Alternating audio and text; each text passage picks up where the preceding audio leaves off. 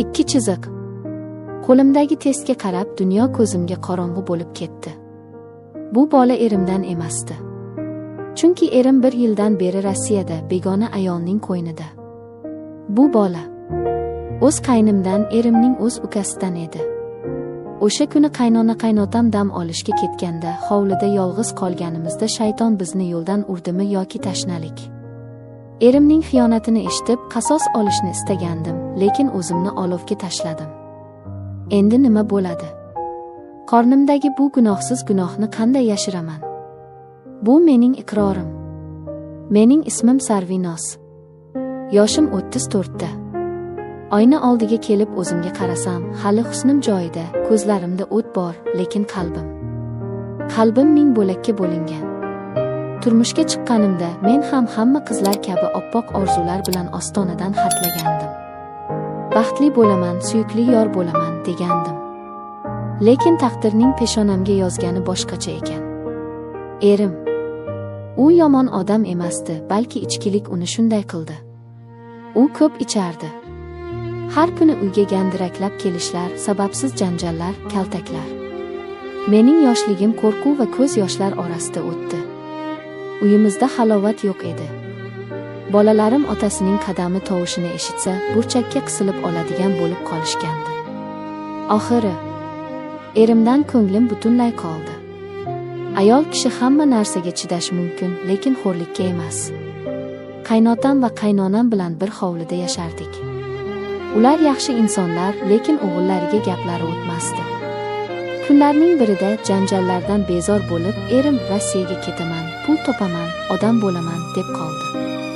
Men ichimda shukr qildim. Zora uzoqlashsak qadri bilinarmiz, zora o'zgarsa degan umid bor edi. Yoki shunchaki uning zulmidan qutulishni istardim. U ketdi. Lekin kutilgan yengillik kelmadi. Ro'zg'or yuki mening nozik yelkamga tushdi. Bolalarimni o'zim ishlab boqishga majbur bo'ldim. Erim. U na pul jo'natardi, na xabar olardi. Oylar o'tdi, telefon jiringlamasdi. Yaxshi o'tiribsanmi? Bolalarimiz och emasmi degan bir og'iz so'zga zor edim. Yo'q, u meni allaqachon unutgandek edi. Mana shunday og'ir, sovuq va yolg'iz kunlarimda menga dalda bo'lgan yagona inson, bu qaynim, erimning ukasi Dilshodbek bo'ldi. Dilshodbek hali uylanmagan, bo'ydoq yigit edi. U akasiga mutlaqo o'xshamasdi. Shirin so'z, muloyim, e'tiborli. U mening qiynalayotganimni ko'rardi. Og'ir sumkalarni ko'tarishimga yordam berardi, bozor o'charga qarashardi. Kelinoyi, siz urinmang, o'zim qilaman degan so'zlari menga malhamdek tuyulardi. Ayol kishi quloqlari bilan sevadi, deyishadi. Erimdan eshitmagan shirin so'zlarni, ko'rmagan e'tiborni men Dilshodbekdan ko'ra boshladim. Boshida men unga shunchaki uka deb qarardim. Lekin vaqt o'tgani sari uning nigohlarida boshqacha bir olovni seza boshladim. U menga shunchaki kelinoyi kabi emas, balki ayol kishi kabi qarayotganini his qildim.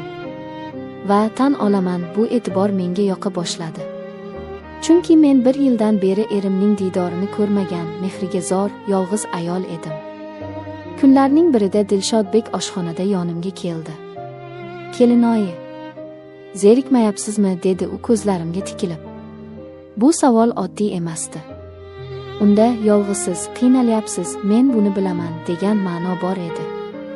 Yo'q, bolalar bilan ovoraman dedim o'zimni xotirjam tutishga urinib. Lekin yuragim dukillab urardi. Kelinoyi, siz juda chiroyli ayolsiz. Akam sizni qadringizga yetmayapti. Keling, siz bilan yaqinroq bo'laylik, iliqlik qilamiz deb Naglis ochiqchasiga aytdi. Men shokka tushdim. Quloqlarimga ishonmadim. Nima deganingiz bu, Dilshodbek? Men akangizning ayoliman dedim. Lekin ichimda allaqachon vulqon uyg'ongan edi. Uning taklifi g'ururimga tegsa ham tanamni titratib yubordi. Yo'q, kelinoyi, noto'g'ri tushunmang. Men shunchaki sizni yaxshi ko'rib qolganman. Aytolmay yurardim. Siz ham yolg'izsiz, men ham. Bir-birimizga tasalli bo'lamiz. Ko'rasiz, juda yaxshi bo'ladi, sizga yoqadi deb yana gap tashladi. Men rad etdim, lekin qat'iy emas. Shu suhbatdan keyin oramizdagi parda ko'tarilgandek bo'ldi. Va keyin eng dahshatli zarba bo'ldi. Bir kuni qaynonam va qaynotamning suhbatini eshitib qoldim. Ular past ovozda gaplashardi, lekin men eshik ortida poylab turganim uchun hammasini eshitdim. O'g'lingiz Rossiyada uylanibdi. Boshqasini topib olibdi. Endi nima qilamiz? Kelin bilsa nima bo'ladi, dedi qaynotam. Yuragim to'xtab qolayozdi. Ko'zlarimdan yosh sizib chiqdi. Demak, meni unutgani, pul jo'natmagani, telefon qilmagani sababi shu ekanda. U boshqa ayolning qo'ynida, men esa bu yerda uning ota-onasiga xizmat qilib, bolalarini boqib o'tiribmanmi? Alam bo'g'zimga tiqildi. Nafrat qonimga singib ketdi. Menga xiyonat qildi. Meni xo'rladi degan o'y miyamda charx urardi. O'sha kuni yig'lab-yig'lab, oxiri ko'z yoshlarim quridi va o'rnimni qasos hissi egalladi. Dilshodbek mening holatimni sezdi.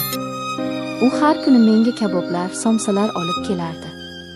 Kelinoyi, ariqlab ketibsiz. Nima bo'ldi? Biror dardingiz bormi? Menga ayting, derdi mehribonlik bilan.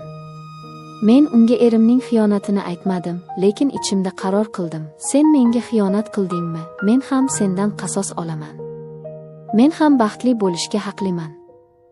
Fursat ko'p kuttirmadi. Qaynonam va qaynotam dam olish uchun Jizzaxga, Zomin sanatoriyasiga ketadigan bo'lishdi. 5 kunga. Katta hovlida men, bolalarim va Dilshodbek qoldik. Hovli huvillab qoldi.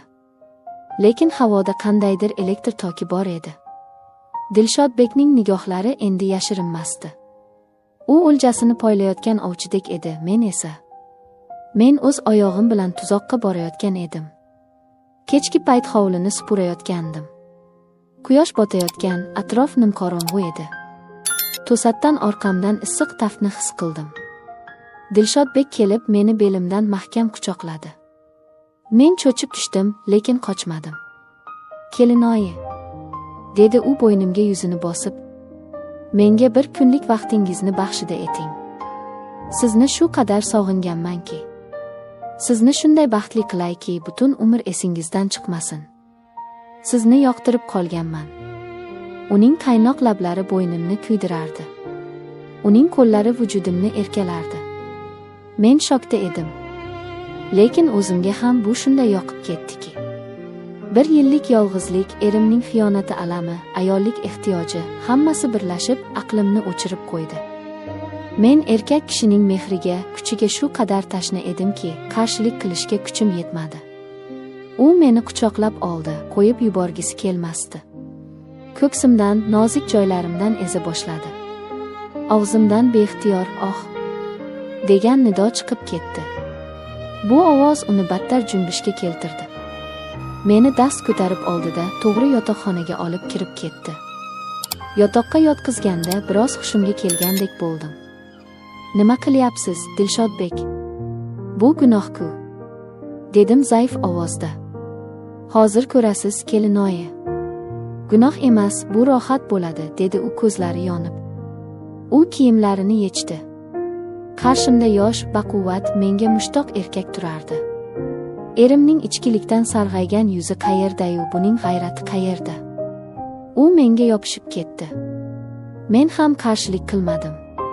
Aksincha, uning bo'ynidan quchoqlab, unga peshvoz chiqdim. O'sha tunda biz chegaralarni buzdik. U mening ustimga chiqib, butun vujudimni egalladi. Uning harakatlari shunday ehtirosli, shunday kuchli ediki, men o'zimni 7-osmonda his qildim. Erim bilan o'tkazgan yillarimda bunday rohatni, bunday lazzatni his qilmagan ekanman. U meni erkaladi, o'pdi, har bir hujayramni uyg'otdi. 2 soat tinimsiz ehtiros og'ushida bo'ldik. Dunyo unutilgandi. Uning issiq tanasi, mening chanqoq qalbim birlashib ketdi. Ishni tugatib, ikkimiz ham holsizlanib yotdik. Lekin bu charchoq shirin edi. Kech tushdi. Ovqatlandik. Lekin ikkimizning ham xayolimiz faqat bir narsada edi. Bolalarni uxlatdim. Dilshodbek yana keldi. Bu safar erim bilan yotadigan yotoqxonamizga kirdik. Bu xiyonatning eng yuqori cho'qqisi edi. Erimning to'shagida uning ukasi bilan. Lekin bu o'y meni to'xtatmadi. Aksincha, bu senga jazo, xiyonating uchun javob degan o'y menga kuch berardi. Yana o'sha ehtiros, yana o'sha lazzat. Biz xuddi er-xotindek bo'lib qoldik. Men Dilshodbekka o'rganib qoldim. U erimdan ko'ra 1000 marta mehribonroq, epchilroq va erkakroq edi. 5 kun ko'z ochib yumguncha o'tib ketdi. Qaynonam va qaynotam qaytib kelishdi. Biz yana odobli kelin va yaxshi uka niqobini kiydik. Hech narsa bo'lmagandek yurardik. Lekin ko'zlarimiz to'qnashganda o'sha olov uchqunlari sachrardi.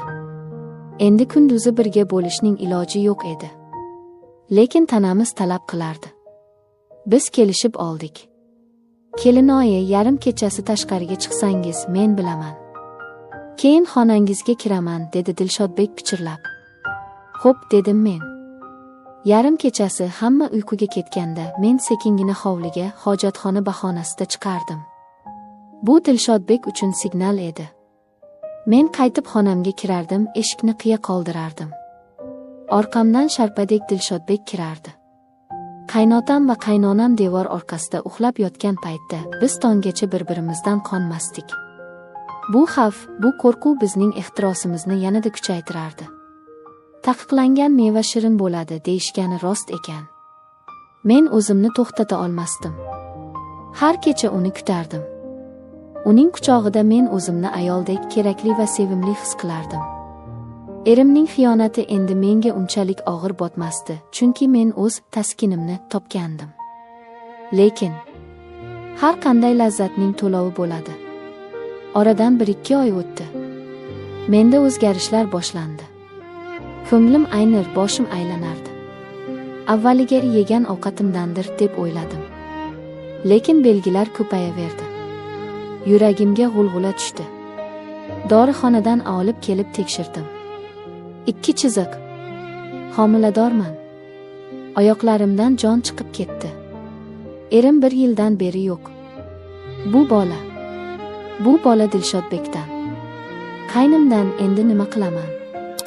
Bu sharmandalikni qanday yashiraman? Qornim kattalashsa hamma biladi. Qaynotam, qaynonam. Ular meni o'ldirishadi. Eri yo'q bo'lsa qayerdan orttirdi deyishadi. Dilshodbekka aytdim. U ham rangi oqarib ketdi. Nima qilamiz, kelinoyi, deydi qaltirab. U hali yosh, uylanish kerak, hayoti oldinda. Bu bola uning ham, mening ham hayotimni barbod qilishi mumkin. Hozir chorasizman. Bir tomonda erimning xiyonati, bir tomonda o'zimning gunohim. Bu bola mening qasosimning mevasi, lekin ayni paytda mening jazoim hamdir. Azizlar, men sizga bu voqeani ibrat bo'lsin deb aytib berdim.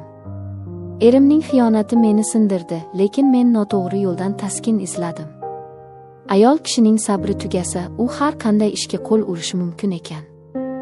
Lekin oqibati juda og'ir bo'larkan. Endi taqdirim nima bo'lishini bilmayman. Balki bu sir ochilib sharmanda bo'larman. Balki bilmayman. Faqat bir narsani bilaman, xiyonatga xiyonat bilan javob berish bu yechim emas ekan. Bu yangi va yanada chuqurroq jarlik ekan. Mening hikoyamni eshitib, balki meni qoralarsiz. Haqqingiz bor. Lekin mening o'rnimda bo'lganingizda, o'sha yolg'izlik va alam o'tini his qilganingizda, balki meni tushunarmidingiz. E'tiboringiz uchun rahmat. Hikoyachi Momo kanaliga obuna bo'ling. Fikrlaringizni izohlarda kutib qolaman. Xayr, o'zingizni va oilangizni asrang.